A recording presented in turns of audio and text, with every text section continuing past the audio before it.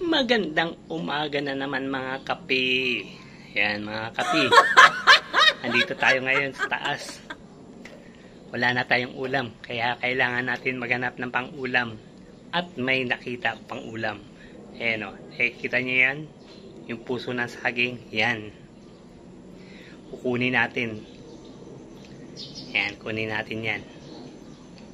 Para may pang-ulam. Haluan natin ng mamoy. Okay ba mga papi? Kaso delikado yung ating pag-aapakan. Manipis. Pero may naisip tayo para hindi tayo malusot dyan. Eto. Ilalatag natin dyan para yung pag-apak natin medyo maano yung pag-aanoan niya. Hindi basta-basta mayuyupi yan dahil dito. Kaya tara, let's go. Ayan o, malayo na yung distansya. Kaya pwede nang kunin yan. Tapos yung isa, mga susunod na linggo, andun, di makita. Pwede nang harvestin yun. Ating pananim na saging. Kaya tara, samahan niyo ako. Ay hindi, wag lang. Baka maluso tayo. Ako lang pala.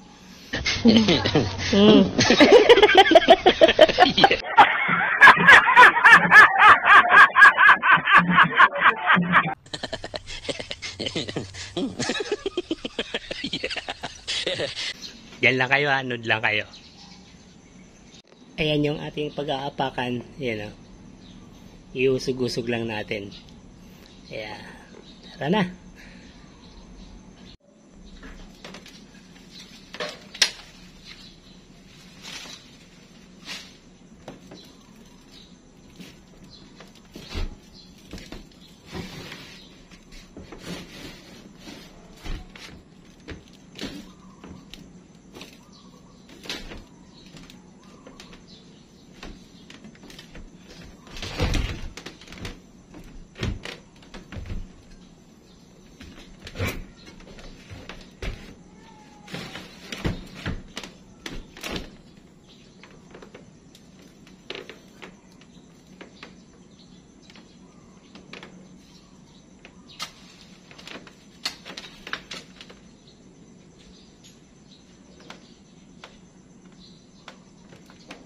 Eh, pang-ulam na tayo. Wow! Nakalinisin na rin yung ano rito, mga pinagpa.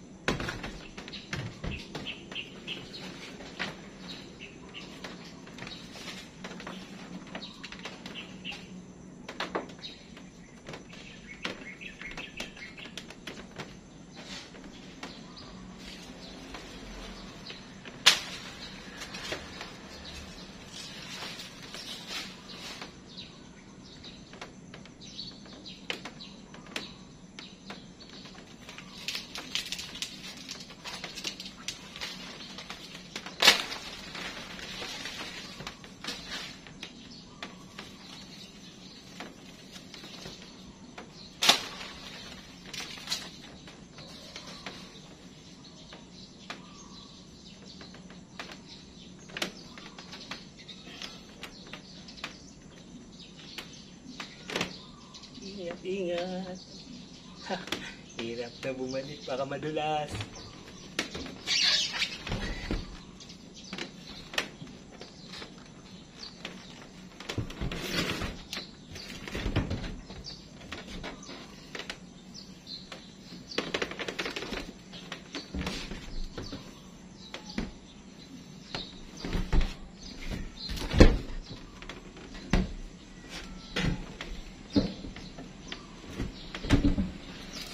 Okay.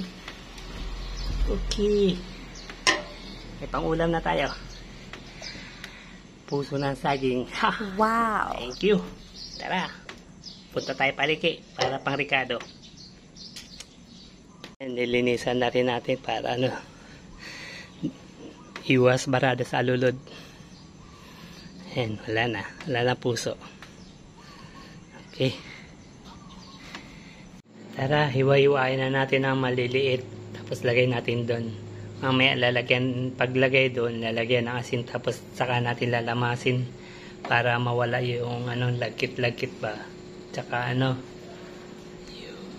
tawag nun? Basta yun na yun.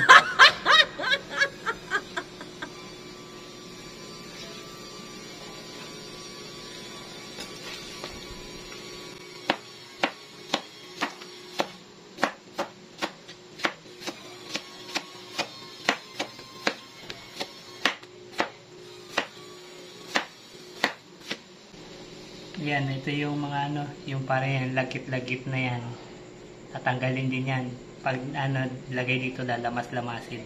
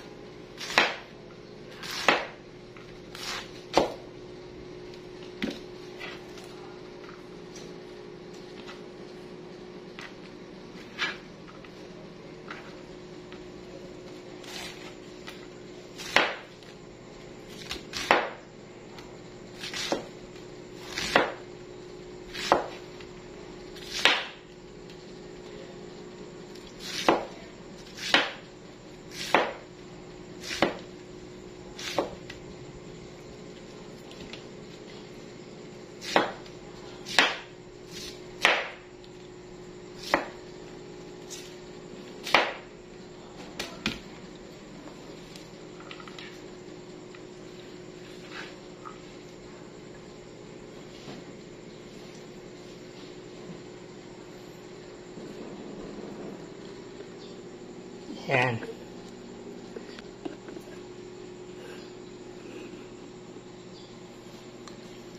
Tapos lagyan natin ng asin.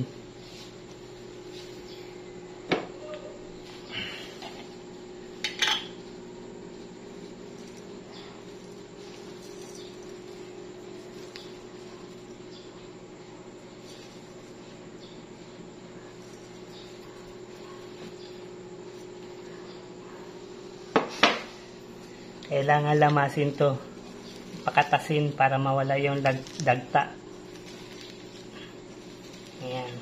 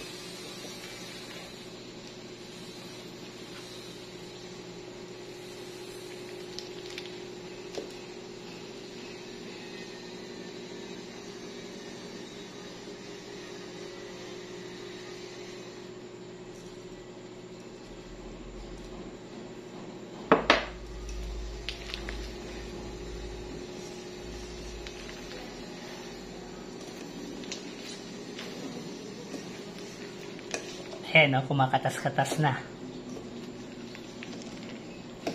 Kailangan tanggalin natin yun. Para, ano, pakla, mawala din. Ayan na. Tanggalin. Kasi pag hindi nyo tinanggal yan, parang pag kinain nyo may pakla-pakla. Ayan.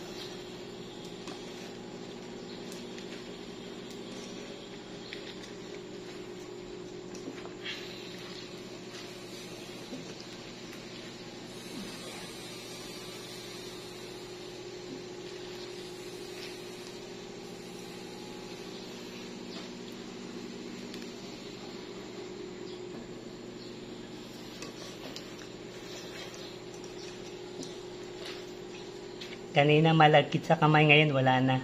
Kaya okay na yun. Kumbaga natanggal na natin. Ayan.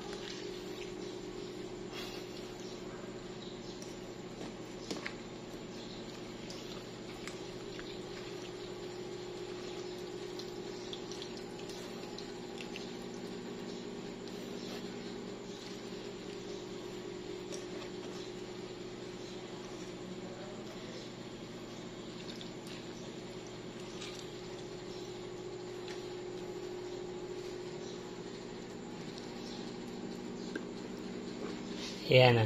Ito yung dagta. Natanggal na natin. Ayan na siya. Kaya tara, luto naman tayo ngayon. Ayan, ito na yung ating sangkap ng puso ng saging. Gata. Sibuyas na mamoy. Pork cube. Ayan. Okay, yan lang. Ganyan lang kasimple. Lagyan muna natin ng mantika, kaunti lang. Yan. Para igisa natin yung sibuyas, bawang, tsaka baboy.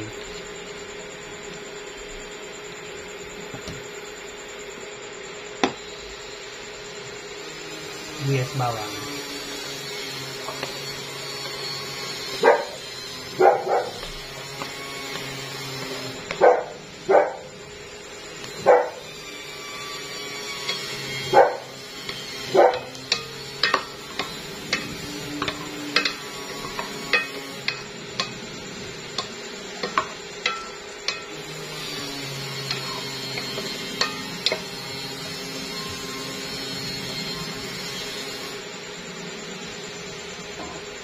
Sabay na rin natin yung baboy. Ayan, isa muna natin.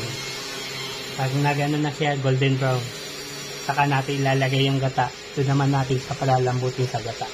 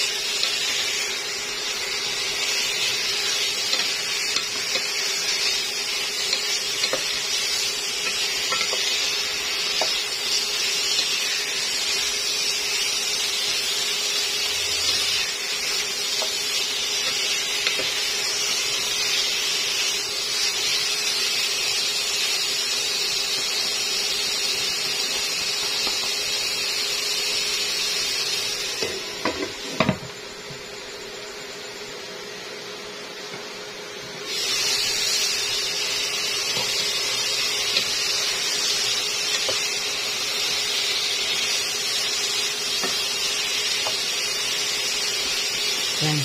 pwede na natin ilagay yung gata.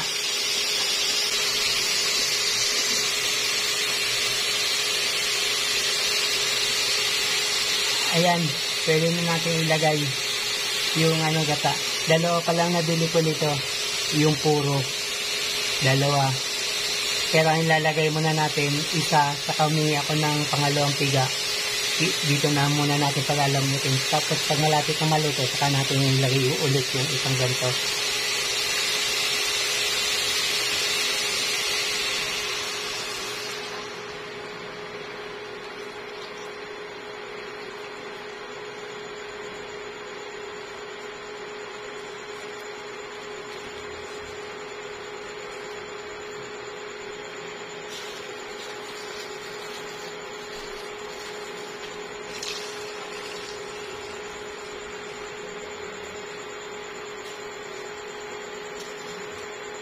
Ayan.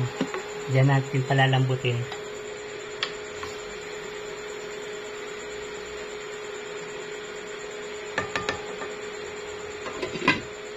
Okay. 10, 9, 8, 7, 6, a few minutes later. Ayan, tignan natin kung pwede na natin ilagay yung pangalawang gata. Aanay ko muna tutusukin ko para malaman natin pag pag ramdam na natin medyo malambot na.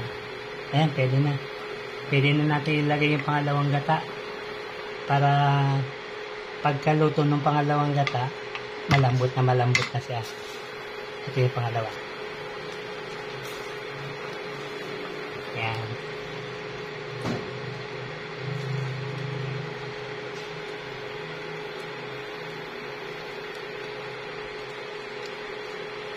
Pakuluin muna natin na maayos bago natin ilagay yung puso ng saging. Ayan. Pag kumulong-kulo na yan, saka natin ilagay yung puso ng saging. Lutuin natin na maayos yung gata para hindi mapanis.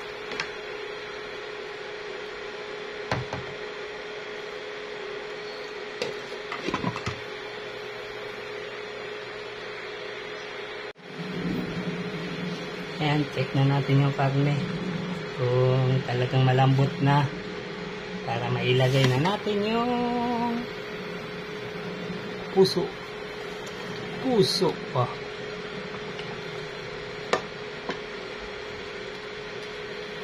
Yung makapal, piliin natin makapal ang karne. At masama na. Makapal ang karne. Okay na. Kalambot na yun. Kalambot na. Kaya natin ilagay yung puso.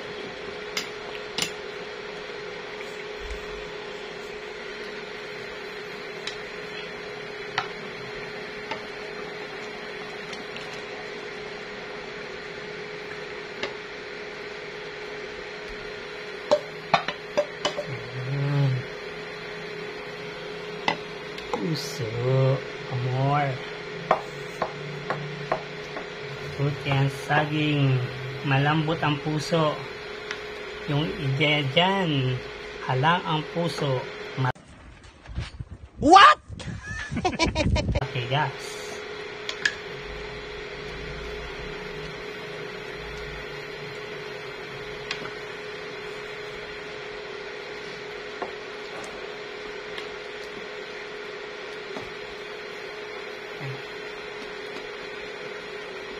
Takpan para mamaya lutong-luto na.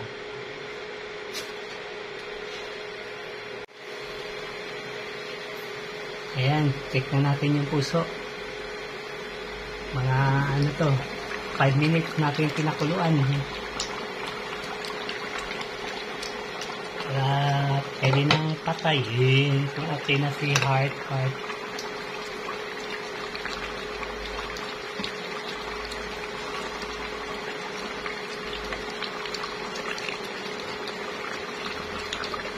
tayo ng puso.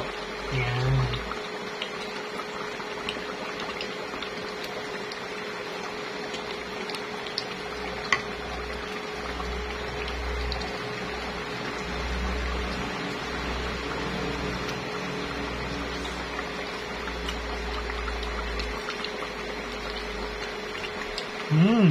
Namit. Sarap. Sarap yun. Hindi na. Pwede na natin patayin.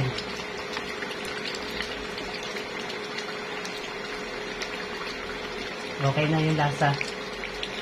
Sakto lang. Di maalat, di matabang. Sakto. Wow! Yeah. Okay.